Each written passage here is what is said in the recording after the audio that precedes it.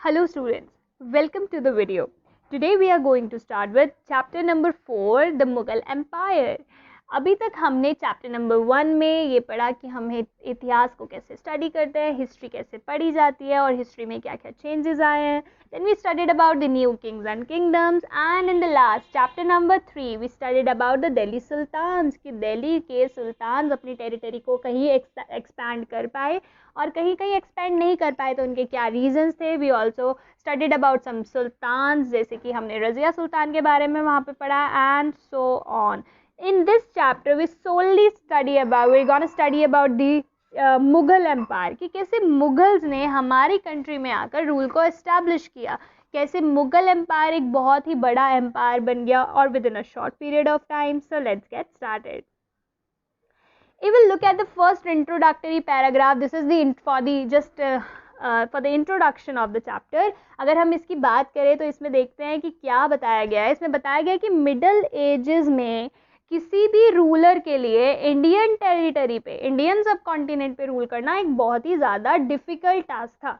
अब किसी भी राजा के लिए जो दूसरे देश के, दूसरी कंट्री के रूलर हैं, उनके लिए इंडिया की टेरिटरी पे रूल करना क्यों बहुत ज़्यादा डिफ़िकल्ट टास्क था? वो इसीलिए डिफ़िकल्ट टास्क था क्योंकि इंडिया में डाइवर्स पीपल और डाइवर्स कल्चर के लोग रहते थे. वो अलग अलग लैंग्वेजेस बोलते थे, अलग अलग कल्चर प्रैक्टिस करते थे. और आज भी अगर आप देखें हमारे इंडियन सब कॉन्टिनेंट पे, अगर हम आज भी अपनी कंट्री की बात करें तो हमारी कंट्री में अलग अलग लैंग्वेजेस बोली जाती हैं. आज भी there are so many languages and you already know there are 22 official languages in India. Still आज भी जो डाइवर्सिटी है कल्चर की वो बहुत ही ज़्यादा ब्रॉड है. तो उस टाइम पे भी मिडिल एजेस में भी बहुत कम राजा हुआ करते थे जो इंडिया पर रूल पूरी तरह से एस्टैब्लिश करने में कामयाब रहे.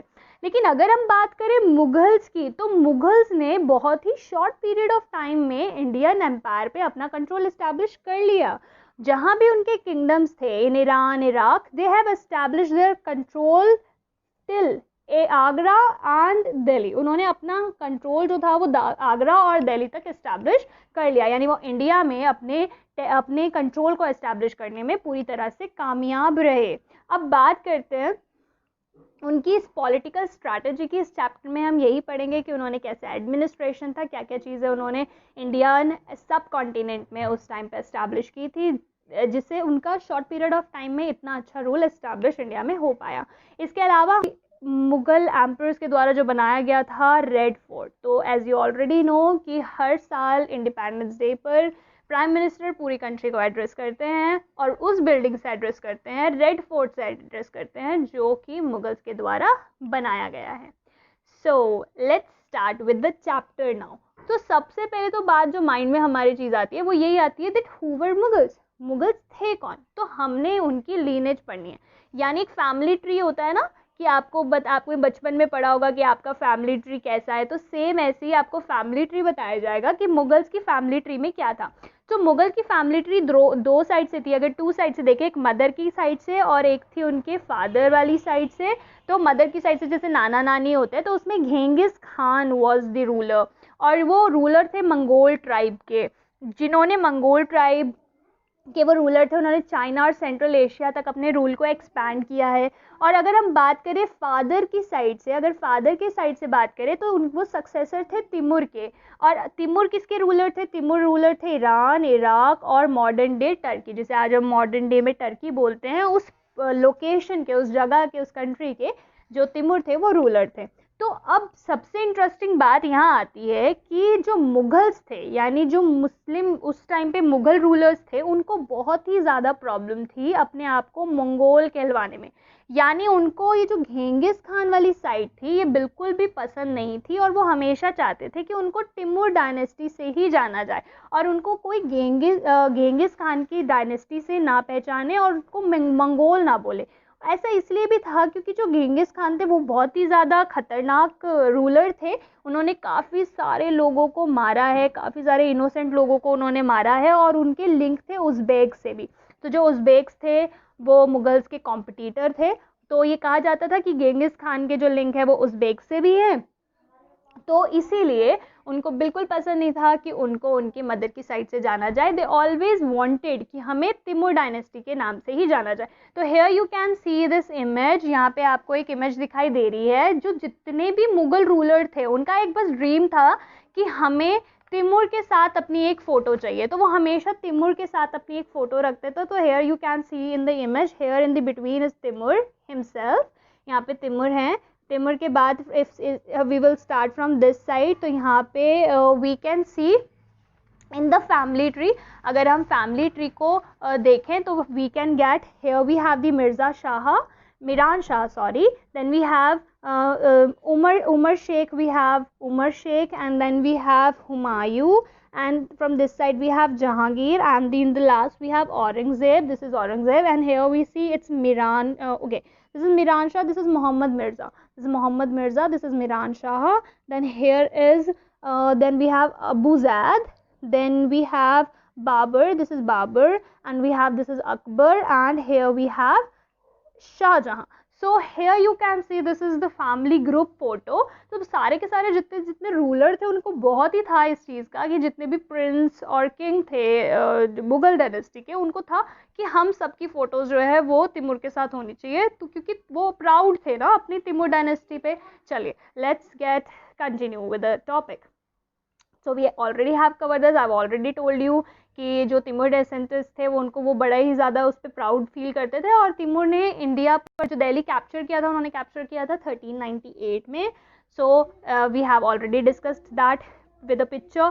चलिए अब नेक्स्ट बात करते हैं मुगल मिलिट्री कैंपेन की. तो मुगल का जो मिलिट्री कैंपेन था वो कैसे था, उनकी आर्मी कैसी थी. तो सबसे पहले बात करते हैं बाबर की. हम क्या मानते हैं, हम बाबर से ही मुगल रूल को मानते हैं कि बाबर इंडिया में आए थे और तभी से जो फर्स्ट मुगल एम्परर वो बने थे. ये actually Babur was the first Mughal emperor. तो हम अपने इंडिया में तभी से मानते हैं कि जब बाबर आए थे. तो बाबर है first establish his rule in 1526 to 1530. उन्होंने ये 4 years ऑफ रूल किया था इंडिया में. Now let's see. तो ये जो डेट्स है प्लीज़ इनको थोड़ा सा याद करने की कोशिश कीजिएगा कि कौन से मुगल एम्परर ने कितने टाइम पीरियड के लिए और कब से कब तक रूल इस्टेब्लिश किया था. तो बाबर की अगर बात करें तो बाबर को वॉज वेरी यंग.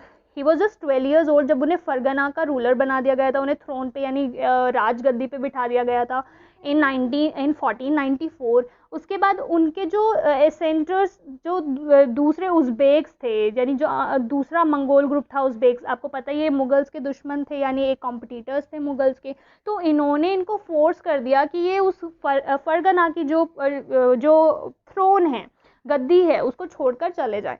उसके बाद काफ़ी साल तक वो वेंडर होने के बाद उन्होंने क्या किया, काबुल पे कंट्रोल इस्टेब्लिश किया इन 1504. एंड फाइनली 1526 में उन्होंने इब्राहिम लोदी, जो उस टाइम पे दिल्ली के सुल्तान थे, इब्राहिम लोदी को हराया और बैटल ऑफ पानीपत में, पानीपत की बैटल में, एंड फाइनली उन्होंने दिल्ली को और आगरा को कैप्चर कर लिया. So this is how Babur establish his rule in India. Okay, now let us talk about this. Here we can see there are some cannons जो हैं वो soldiers ने उस टाइम में बाबर्स काफ़ी ज़्यादा यूज़ करते थे. और फर्स्ट बैटल ऑफ पानीपत में भी उन्होंने काफ़ी ज़्यादा हाई लोडेड हथियारों का यूज़ किया है. Now we gonna see these table. This table is very important for you to study. कहाँ से रूल इस्टेब्लिश हुआ है. Here I already have told you it started with the Babur and then it's continued with Humayun.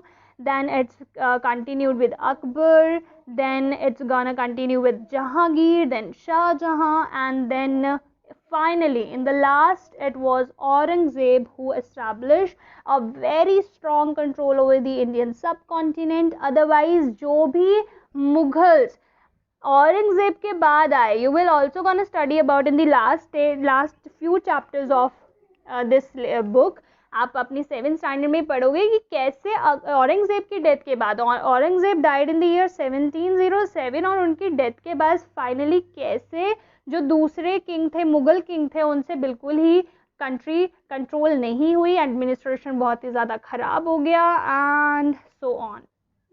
So this table is very important. Study about this, and if you get any problem you can contact me as you already know.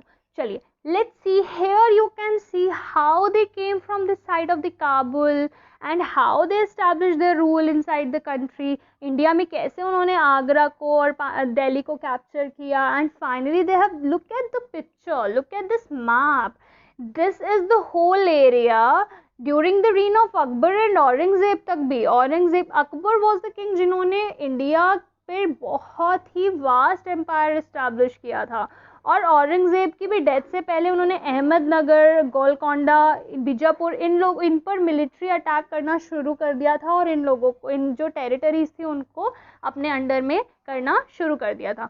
चलिए, now let us talk about the Mughal traditions of succession. तो अब बात करते हैं कि जो Mughals थे उनका सक्सेशन ट्रेडिशन कैसा था, यानी फादर के, जो फादर किंग था, उनके सन में वो, मतलब अपने बेटों में वो अपने एम्पायर को अपने बाद कैसे डिवाइड करता था, कैसे इस्टेब्लिश करता था कि रूल. जैसे अभी क्या होता है, वी नो ईचली कि जो फादर की प्रॉपर्टी होती है, कोई भी अगर फादर की प्रॉपर्टी है तो वो फादर क्या करता है अपने सन में, अपने बेटों में, अपने सन्स में वो उसको इक्वल बाइफ्रिकेट करता है ना, जैसे 50-50% हो गया, या जितने भी सन हुए उसको वैसे बाइफ्रिकेट करता है. So now we gonna have a look कि मुगल्स के टाइम पे वो किस तरह से बिलीव करते थे, सक्सेशन के कौन से तरीके में वो बिलीव करते थे. तो यहाँ पे साफ साफ लिखा हुआ है कि मुगल जो थे वो पैरिमोजेनिचर में बिल्कुल बिलीव नहीं करते थे. प्राइमोजेनिचर एक तरीका होता है जिसमें सारी की सारी जो फादर की स्टेट होती है उसमें एल्डेस्ट सन जो होता है वो हेड होता है, यानी जो बड़ा बेटा होगा उसको राजा बना दिया जाएगा after the death of the father. Instead वो फॉलो करते थे the Mughal and the Timurid custom. Timurid custom क्या कहता था, तिमुरिड कस्टम होता था इट्स कॉपस सैनरी, कॉपस सैनरी इनहेरिटेंस का होता था. वो क्या बोलते थे कि जो डिवीजन ऑफ इनहेरिटेंस है, यानी जो पूरी की पूरी प्रॉपर्टी है, पूरी की पूरी संपत्ति है फादर की, वो उसके सारे बेटों में इक्वल डिवाइड होनी चाहिए. That was the believe of Timurid destiny और द तिमुरिड कस्टम. तो आपको यहाँ पे पूछा गया है, as per you what do you think which one is more fairer, कौन सी ज्यादा फेयरर है, आपको क्या लगता है, इट्स प्राइमोजेनिचर और it's coparcenary. Now what do you say about it. चलिए, you can give me the answers whenever you want. Let's study about the Mughal relations with the other rulers. दूसरे rulers के साथ Mughals के relations कैसे थे, क्योंकि आपको पता ही है जब मुगल्स इंडिया में आए थे तो खाली मुगल्स ही रूलर नहीं थे ना, इंडिया की कुछ और भी स्टेट्स थी जिस पे दूसरे रूलर्स रूल किया करते थे. तो मुगल्स का रिलेशंस उनके साथ कैसा था. तो अगर हम बात करें तो मुगल्स ना ऐसे रूलर थे कि उन्होंने कुछ कुछ कैंपेन्स करे हैं कुछ किंग्स के अगेंस्ट, यानी वो क्या करते थे, वो एक स्ट्रॉन्ग बिलीवर थे कि अगर कोई हमारे रूल को नहीं मानेगा, अगर किसी ने हमारे रूल को एक्सेप्ट नहीं किया तो हम उसके खिलाफ क्या करेंगे, उसके खिलाफ कैंपेन करेंगे, हम आर्मी को भेजेंगे, हम लड़ेंगे. लेकिन जैसे ही लड़ाई खत्म होती थी, जैसे ही अगर दूसरे किंगडम के मुगल्स के सामने दूसरे एम्पायर हार जाते थे तो मुगल्स उनको कभी भी ऐसे बुरी तरह से ट्रीट नहीं करते थे, वो उनको बहुत अच्छी तरह से ही ट्रीट करते थे. लेकिन हाँ, कुछ ऐसे एम्परर्स थे जिन्होंने हंसी खुशी मुगल्स को अपनी मतलब मुगल्स के आगे वो झुक गए. जैसे कि कुछ राजपूत थे, उन्होंने क्या किया, टाई ऑफ मैरिजेस एक तरह से किया, उन्होंने अपनी जो राजपूत थे उन्होंने अपनी डॉटर्स की मैरिजेस मुगल्स किंग से करवा दी, मुगल फैमिलीज में करवा दी, हाई पोजीशंस को पाने के लिए. उनको लगता था कि अगर हम साथ में लड़े तो मुगल्स काफ़ी ज़्यादा स्ट्रॉन्ग और पावरफुल थे ना, तो उनको लगा था कि हमारी डेथ ही हो जाएगी, हमारा एम्पायर ख़त्म हो जाएगा, हम मर जाएंगे, या वैसे भी कंट्रोल होगा लेकिन सब तब ख़त्म हो जाएगा. तो उन्होंने काफ़ी सारी राजपूत फैमिलीज़ ने क्या किया, अपनी डॉटर्स की मैरिज कर दी मुगल फैमिलीज़ में और हायर पोजीशंस रिसीव करी. अब बात करते हैं, हर राजपूत फैमिली ऐसे नहीं थी, हर राजपूत कम्युनिटी ऐसी नहीं थी. जिसमें सिसोदिया राजपूत थे, उन्होंने कभी भी मुगल्स को एक्सेप्ट नहीं किया या मुगल की अथॉरिटी को एक्सेप्ट नहीं किया. लेकिन फिर भी एक बार हारने के बाद, मैंने जैसे आपको बताया कि जो मुगल्स थे वो ऑनरेबल तरीके से बात करते थे, वो किसी की इंसल्ट नहीं करते थे, वो बहुत ही ज़्यादा अच्छे से बात करते थे, और उनको उनका वतन यानी उनको उनका लैंड वापस भी कर दिया जाता था. लेकिन उन्हें क्या बना दिया जाता था, उन्हें मनसबदार या फिर वतन जागीर्स बना दिया जाता था, उनको वतन वापस असाइन कर दिया जाता था, उन्हें बुरा बिल्कुल भी ह्यूमिलेट नहीं किया जाता था. सो उन्हें या तो किंग ही बना दिया जाता था या फिर चीफ टेंस बना दिया जाता था उस पर्टिकुलर एरिया का. तो यहाँ पे अगर यहाँ पे बताया हुआ है, अगर आप औरंगजेब के टाइम पे पढ़ोगे तो औरंगजेब ने शिवाजी की इंसल्ट की थी. तो you have to study that table by yourself and just let me know about it. Okay, so this is it for today's video. We're gonna study about the rest of the chapter in the another video. So thank you for watching it.